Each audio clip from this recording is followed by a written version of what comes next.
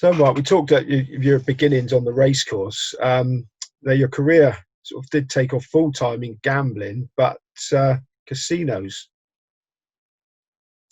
Yeah, I ended up working in casinos. In fact, my first full-time job in, well, any full-time job, it's all been something to do with betting, was I worked for a while for a high street bookmaker in a real roughhouse part of London when I was 19 years old. And it's what I wanted to do. I wanted to get to head office. I thought I don't want to be a betting shop manager. I want to get to head office and, look at compiling the odds or doing something. There looked like there was no way. Everyone I asked, I just ran into brick walls. So someone mentioned to me about going in casinos as a means to travel. So I got a job in a casino in London. Worked there. You're meant to work for a year before you go abroad, but I worked for about 9 months in London and then went abroad and I did, I think 5-6 month contracts for Royal Caribbean and got to see a load of the world and had a whale of a time. And yeah, then I came home. Now, I imagine that on cruise ships, it's the coin a bookmaker's phrase, money without work. People just on holiday having a bit of fun. But do you get, I suppose most people say it's impossible, but do you get serious punters at casinos in the metropolitan areas, or Oh, you do. On the cruise ships, you still get your big. It was 95% American punters. You still get your blokes who like to sort of dominate the casino and the craps table and so on. But in London, there was just heavily a lot of Chinese and Middle Eastern punters at the casino betting huge amounts. They take it very seriously. Throwing huge sums of money around in those casinos in London. But I assume that none of them can win ultimately. There's no way to beat the bank. Not really, no. You can sort of limit your losses by playing a as good a strategy as you can on a game like blackjack or craps. You can get some bets which is 0% takeout if you like on craps. But no, the only people who will be lifetime winners in the casino are people who've hit a massive jackpot on the slots and then, haven't got enough years in their life to give it all back. And what about, did you have to keep your eye open for like card counters, that sort of thing?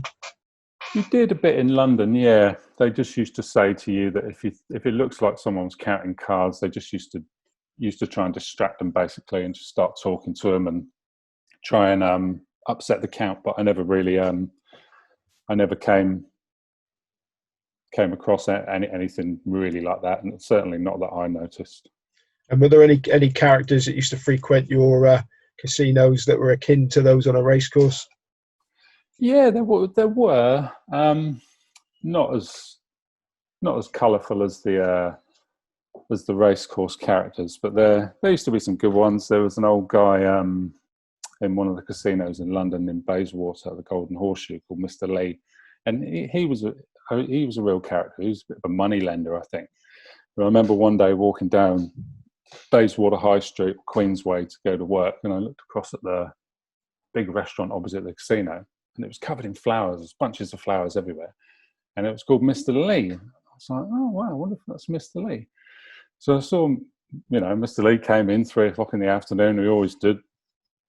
Sat down. I said, "Hey, Mr. Lee, is that anything to do with you? That new restaurant?" And he just went, "Yeah, I won it in a game of mahjong." Right, fair enough. So they literally used to gamble all day and all night in the casino, and the casino was shut. They all go and gamble mahjong. It's just a huge part of the culture, and most of the big punters in there are all to do with the Chinese and Asian restaurants in that part of London.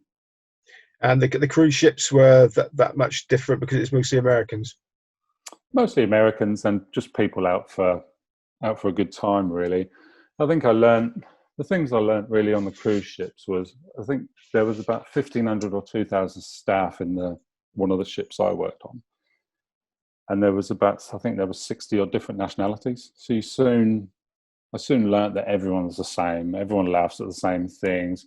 You know, when you're walking along, we used to call it the I-95, which is a highway in America, like would be called the M5 or so, the M1 or something over here. And you'd walk along, it was under the main decks, and you'd be walking back from the bar, and the ship would be swaying. And occasionally, like, everyone would go. You know, you'd see everyone going, everyone laughs, you know, no matter what nationality you were. If there's a load of people falling over in the corridor, everyone's laughing, and it was just it was a good time, and a means to travel for me. I wanted to travel, seemed like a good way to do it, and it was. So you eventually decided to return to the UK, and am I right in saying your first job was UK betting? It was. I came back off the ships with absolutely bugger all in my pocket. I definitely went for a good time rather than any sort of saving exercise. One of the lads who's a good friend of mine now, who I shared a cabin with, he would sort of put away more money than me. And I think when he left after about 4 years, he had deposits down on a couple of houses. And when I left, I think I had about $60 in my pocket and not much else, but I'd had a good time. So anyway, I got home and I decided I wanted to have another go at getting into sort of the back end of the bookmakers. And by then, the online boom had just started. It was 2001. So I thought, yeah, the only way I can really know how to do it was get the Racing Post every Saturday and just start phoning bookmakers. And I did it for about 6 weeks, I think. I'd get the Racing Post, open it up, right, Sunderland's, get on the phone, have you got any jobs? No. Okay, next one, Wilson's was one. It was a real old school firm. I'd phone him. In the end, the bloke used to say to me, "It's you again." And I'm like, yeah. I said, I'm going to keep phoning because you never know. Someone may leave. Anyway, I'd phone every firm on a Saturday and just say, I've got the experience, I want a job. And then one day there was a new firm in there, half a page ad, UK betting. It's like, oh, I've never heard of them. Give them a ring, phone the number. Bloke answers the phone. I said, oh, I'm looking for a job. And the guy said, do you know what a Rule 4 is? I said, yeah, I do know what a Rule 4 is. You know, you and I know it's the deductions taken from a non-runner. And he just said, be here Monday, 9 o'clock. And that was it. Told me the address, Kingley Street, Soho. See you 9 o'clock, bye. The phone was down. I thought, bloody hell. I thought, that's all right, but it's, you know, it's Saturday morning. So I had to get the train up on Sunday. Bang, knock on the door. Tiny little office in Soho. And yeah, next thing you know, I was working at UK betting. And I think there was 5 of us in total in the whole company at that point.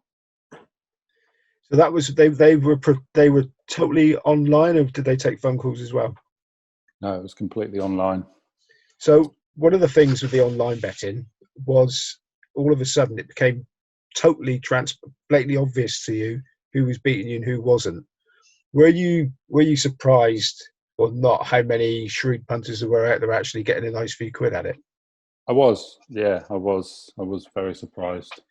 And believe me, we attracted every single sharp punter in the country at UK betting, because I think we decided that we needed a unique selling point.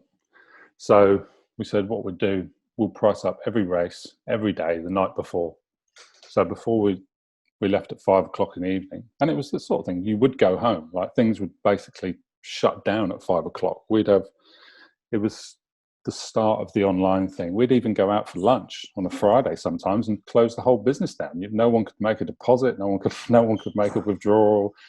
As long as you got back before racing, it was all good. So we said, right, we need a unique selling point. We'll price up every race. So we were literally pricing up 30, 40 races sometimes. So there were times when you'd spend 5 minutes on a race. And it was the Bet365 model of today, but in 2001. So we'd put the prices up to really small limits, or any winning punter was 25 quid maximum bet. And by the time the meaty part of the betting arrived, half an hour before the race, we had a really good idea about where the sharp money was going to go. And actually, it was a really profitable strategy. It's one that, as I say, 365 and that do now on a much larger scale. But we made it work for us, and we built a good customer base. And UK betting ended up, there was 5 of us working there. So, and really, I just sort of, so fake it till you make it. I just sort of blagged it, really. I told them I knew all about how to work computers. My first day, I sat down with there was a lad called Jeremy Barrell, he's one of the top managers of, I think he's in charge of football at BWin. I sat down next to him and he says to me, open a new window. And I'm sat at the computer and I'm thinking, a window? And I look around. The only window I can see is over the boss's shoulder in the office. And he said to me, "Are you serious?" And I went, "Yeah." He says, "You'll have to help me out here."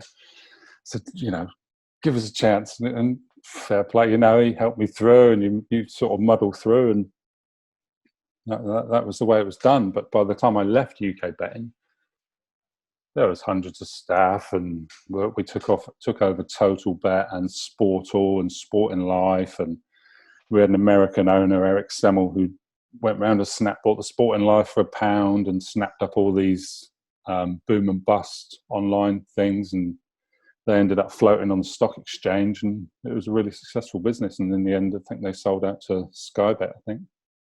Did you ever get to the bottom of some of the shrewdies that were sort of beating you, find out how they were doing it or what their sort of strategy was, or even get to know who they were personally? Not really. Oh yeah, I ended up knowing a few of them personally, and you'd see their bets come in.